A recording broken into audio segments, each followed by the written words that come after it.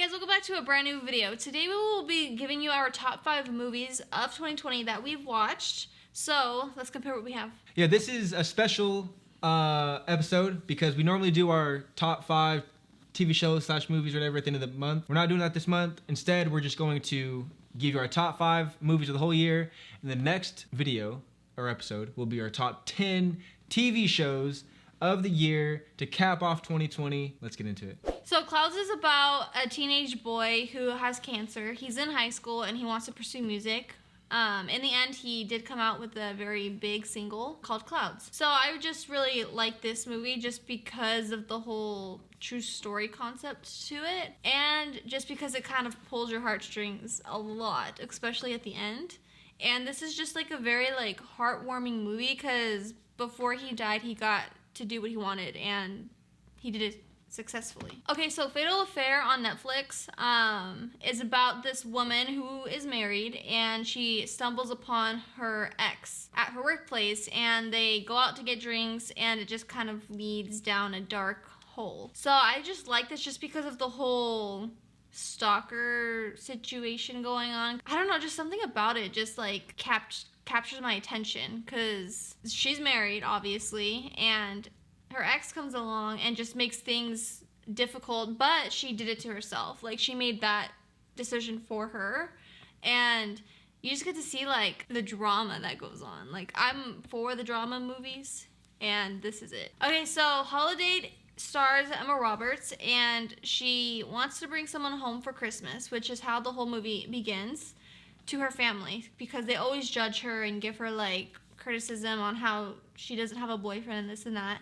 So she runs into a guy at the mall and they eventually become each other's date for the holidays, not just Christmas. So what I liked about this movie is how it just didn't spotlight it around Christmas because it came out around Christmas time, in the beginning of December. I liked how it brought all of the holidays together, like Christmas, New Year's, Thanksgiving, 4th of July, all of them. Because you don't really see a film like that. You don't see a film where every holiday is really involved. And it was just a good film overall, and Emma Roberts did really good in this film. So After We Collided, which is now on Netflix, is a really, really good movie that I really enjoyed. It's the second part to the first movie called After. So After We Collided is on my list just because of the whole lust romance kind of story, the plot line within the film. I don't know, their love story, it's just something about it that gets you hooked. I want to know more and I want to see more, and they're just a cute couple. And last but not least is Seoul. It just came out. We just reviewed this movie, so if you haven't watched it yet, it'll be linked up here and down below. So I like this film just because of the diversity, and you don't really see Disney releasing films with different cultures as much, yeah. And there's just something about this movie. It's just super cute and it's very relatable to most people, which is a positive thing because when you have a certain way of looking at life, this will kind of open your mind to look at it a different way and to not take advantage of what you have. Be grateful, I guess. All right, and then for me, I have Unpregnant, HBO Max. She was surprised I even liked it. So it's about this one girl that ends up getting pregnant, and then her ex-best friend basically agrees to go on a road trip with her across the United States because abortion is not allowed where they live. So they got to go on a road trip. And for me, I just enjoyed the road trip. I enjoyed their relationship, especially because they low-key didn't like each other anymore for whatever reasons. But then they started to like each other again during the road trip. And I just feel like they played really well together. I don't know. Their chemistry was really good. There was funny moments. And yeah, I just thought it was good overall. And then I have Bad Boys for Life. This one is obvious in a sense for me just because I really like the first two.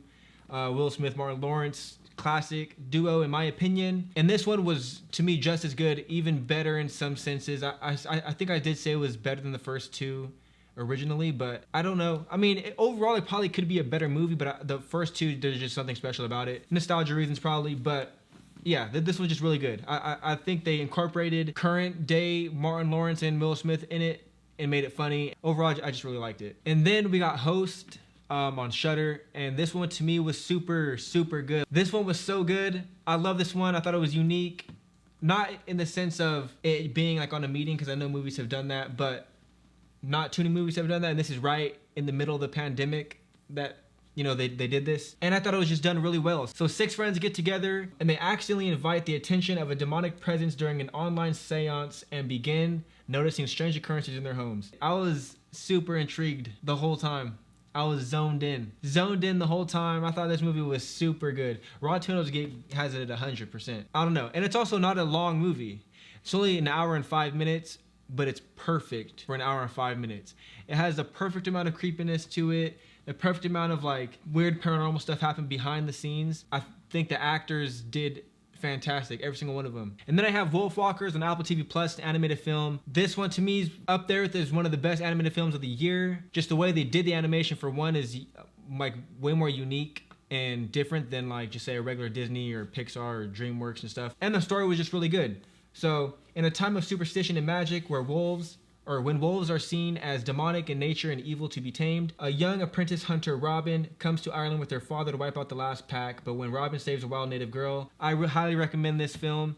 Like I said, I think it's the best. Well, now another movie just came out, but it was, to me, the best animated film of the year, and it still might be. But the last one on my list, just like her, Seoul, Disney Plus. This one was incredible. Another animated film. Pixar came in at the last second to drop a bomb, a good bomb, because this film was way better than Onward that they dropped earlier this year. For same reasons she said, this movie is just pretty deep, and I feel like it's almost geared more towards adults than it is children. And yeah, I just like it all. It's crazy just to see also their animation, like how far they've come compared to seeing, I don't know, like the original Toy Story or whatever, like just how far they have come as a company. It's crazy, and I think this was the perfect way to end out the year because 2020 has been pretty crazy for people, and I feel like this is like a perfect movie because it's inspirational. It can let you reflect on yourself or whatever, and yeah, and just become better. So that's my last one. All right, so as you can see, that's our top 5 movies of the year. We didn't have any ones that were similar besides Soul. I don't know if I expected us to have more similar ones, but well, I'm actually surprised Palm Springs wasn't on yours. Really? Because you really liked Palm Springs. Yeah, you really liked it. It's not very memorable to me. It's not memorable because we watched it so earlier in the year. I feel like that's how it always is. But yeah, Soul is the only one that we agreed on, and we literally just watched it. Like literally just watched it. But anyways, that's our top 5 movies of 2020. Yeah, so if you enjoyed the video, definitely leave a like. We appreciate that. Subscribe if you haven't already, and definitely comment down below your thoughts on our list. But don't forget to list your top 5 down below, or just your top 1 if you want. Your favorite movie of the year, let us know. But either way though, my name's Matt. My name's Nicole. And we'll catch you next time.